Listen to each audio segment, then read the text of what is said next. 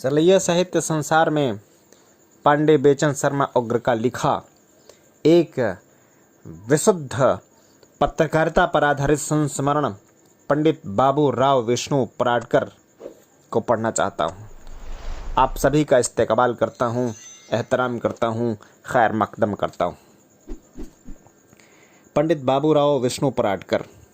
यह चर्चा सन 1920 और 21 ईस्वी के बीच की होगी। यह सब मैं स्मरण से लिख रहा हूँ क्योंकि डायरी रखने की आदत मैंने पाली नहीं, इस खौफ से कि कहीं राजा हरिश्चंद्र की तरह अपना ही सत्य या तेज अपने ही को भस्म न कर डाले। यह चर्चा तब की है जब ब्रिटिश शासन के विरुद्ध उपवास करके आयरलैंड के महात्मा मैकस्विन शहीद हुए थे। उन दिनों देश में राष्ट्रीयता की लहर तेज प्रवाहित हो रही थी, जिसमें मेरे भी प्राण प्रसन्न डुबकियां लगाने को लालायित रहते थे। मैंने शहीद मैकस्विनी पर एक लंबी कविता लिखी। वह हिंदू स्कूल के तेजस्वी हिंदी अध्यापक पंडित सांवली जी नागर को मैंने सुनाई। सुनते ही वह प्रसन्न हो उठे, बोले चलो ज्ञानमंडल पराडकर जी से कहूँगा कि वह यह कविता आज में छापें। उन दिनों ज्ञानमंडल भाड़े के बंगले में दुर्गा कुंड मोहल्ले में था। शिष्य वत्सल बेचारे नागर जी के पक्के मोहल्ले से पैदल प्रायः 1 कोस चलकर मुझे ज्ञानमंडल ले गए। वहां पहुंचने पर मुझको दरवाजे पर ही रोकने का संकेत कर वह अंदर गए, जहां उस समय शिव प्रताप जी गुप्त और श्री प्रकाश जी बैठे हुए थे। नागर जी का उत्तम शिक्षक के नाते काशी में आदर था। अच्छे अच्छे जानते और मानते थे। ज्ञानमंडल का श्रेष्ठ वर्ग भी उनका सम्मान करता था। उन्होंने गुप्त जी और श्री प्रकाश जी को सम्मिलित संबोधित करते हुए कहा, श्रीमान जी, मेरा एक शिष्य एक कविता लेकर आया है, सामयिक है, कहिए तो उसे अंदर बुलाऊं। और अविलंब मैं बाबू शिव प्रसाद गुप्त और बैरिस्टर श्री प्रकाश जी के सामने उपस्थित हुआ। नागर जी ने कहा, सुनाओ अपनी कविता पढ़कर। मेरा दिल धड़क रहा था। साहब बटोर कर काशी के उन दिग्गज श्रीमानों को मैंने अपनी कविता सुना ही थी और रंग जम गया। गुप्त जी भी प्रसन्न हुए, प्रकाश जी भी। गुप्त जी ने मैनेजर से पूछा, क्या सवेरे निकलने वाले आज में इतनी बड़ी कविता के लिए स्थान निकल सकता है? पूछो फोरमैन से। फोरमैन ने बतलाया कि 7वें पृष्ठ के अंतिम कॉलम में चाहे तो कविता दी जा सकती है। आज में वह मेरी पहली कविता छपी। इस वाकया के कुछ ही दिनों बाद मैंने पहली कहानी लिखी, गांधी आश्रम, के आज में ही में छपे। आज के एक सहकारी संपादक श्री हरिहर नाथ जी BA थे, बड़े सरल चित्त कायस्थ।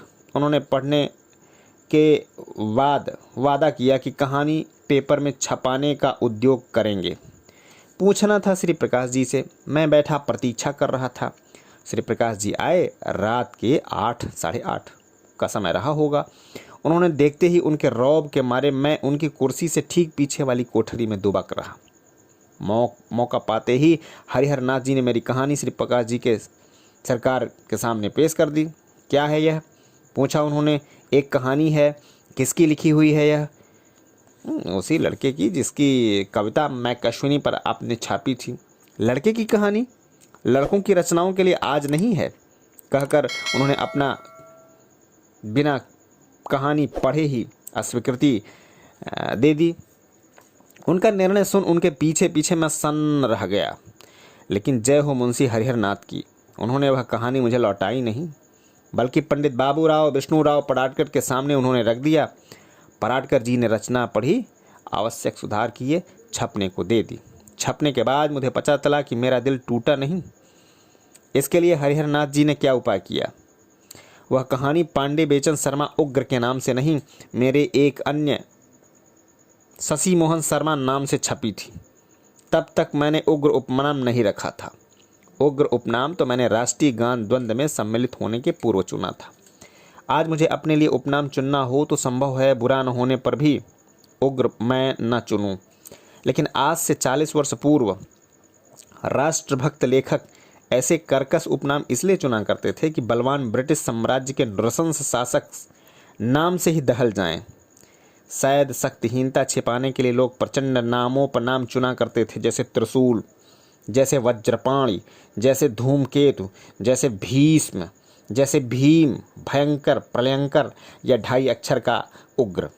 क्या हुआ कि पंडित पराडकर जी मेरी लेखनी की तरफ आकर्षित हुए, मुझे पता नहीं। वह रूखे दिखने वाले महापुरुष थे, प्रायः चुप रहने वाले। मेरी लेखनी में अंग्रेजी राज के प्रति घोर घृणा तथा क्रांतिकारियों के लिए तरल महामोह जो था, मैं समझता हूँ उस पर वह मुक्त प्राण महाराष्ट्रीय मोहित हुए होंगे।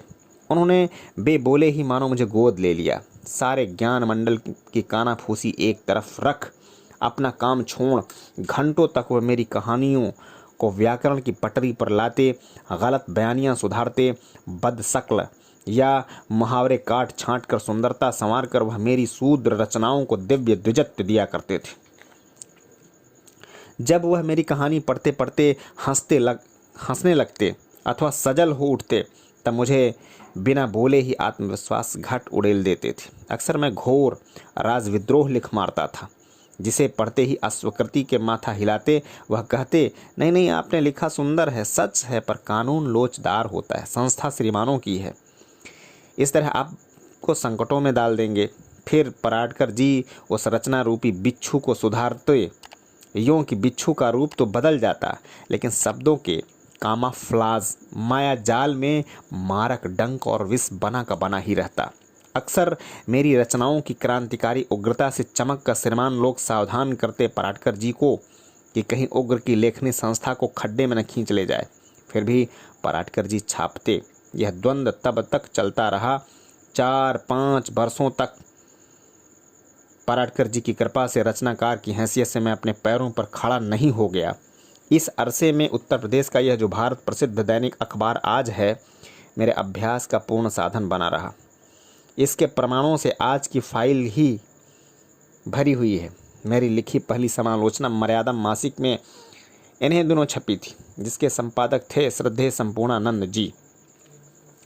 गर्वीले संपूर्णानंद जी का ज्ञान विज्ञान चरबीले चश्मे में मेरी लेखनी के लिए स्नेह पर्याप्त था। मैं कहानी, कविता, हास्य, आक्रमण जो भी लिखता था, वह पराडकर जी के प्रसाद से तुरंत ही पब्लिक के सामने आ जाता था। ऊट पटांग शीर्षक से बरसों मैंने हास्य व्यंग के नोट्स आज में लिखे हैं, अष्टावक्र उपनाम से। इस लिखने लिखाने की मजदूरी मुझे शुरू में 10 आने कालम के हिसाब से मिलती थी, बस इसी शर्त के साथ कि 3 रुपये मासिक से अधिक कालम मैं न लिखूं। सौभाग्य का तेवर तो देखिए, बाल अभ्यास के लिए 5 लाख का प्रतिष्ठित दैनिक पत्र बाबा के माल की तरह अपना, पर जेब खर्च के लिए ₹30 मासिक से अधिक की गुंजाइश नहीं देते। लेकिन आज की वजह से मेरी वह प्रचंड पब्लिसिटी हुई। नगर में, प्रदेश में, हिंदी हद तक सारे देश में कि ज्ञान मंडल के वरदानों को मैं चांदी के बटखरों से क्यों तोलूं।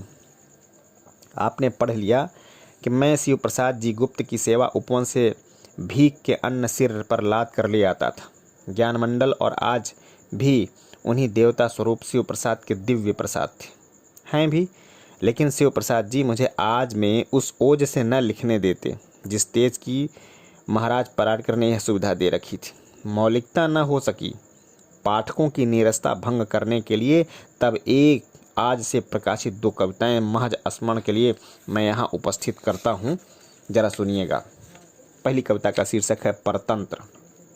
प्रभु परतंत्र हैं हम आज, दलित हैं पर पद प्रबल से गलित हैं सब साज। देश पर निजवेश पर सर्वेश पर काकाज, पर कृपा निर्भर स्वपूजा ध्यान और नमाज। प्रभु परतंत्र हैं हम आज, पर उदर निज अन्न से भर हम रहें मुहताज। पर कुशल निज अपकुशल हित देव विविध खिराज। प्रभु परतंत्र हैं हम आज, अपर बस पर बस जंग न यह सम दास गण सिर ताज। प्रभु प्रभु परतंत्र हैं हम आज। और एक इनकी दूसरी कविता है कामना। भयंकर ज्वालाएं जाग उठें सब ओर, आग की ओर जाएं भरमार। मधुर रागनी नहीं चाहते और न स्वर सुकुमार। वज्रनाद सा बोल उठे हम सबके उर का तार। पावस की घनघोर घटाओं सी चारों ओर नभ में धुएं की राशि व्याप उठे, और उसमें से हमारी दिव्य आशाएं चंचला सी चमके अनंत चिंगारियां। ऐसे समय ओ हो आहा उग्र रूप विश्वामित्र, दुष्ट दल नाशक भृगु, रावण दर्प हारी राम, कुरुबल वन दावानल, कर्मवीर कृष्ण ऐसा, अथवा पिनाकी भूतनाथ श्री कपाल भृत, ऐसा वीर भारत हमारा उग्र नाच उठे, एव मस्तु एव मस्तु एव मस्तु। और एक तीसरी कविता व्यंग्य शीर्षक से आपके समक्ष रख रहा हूँ।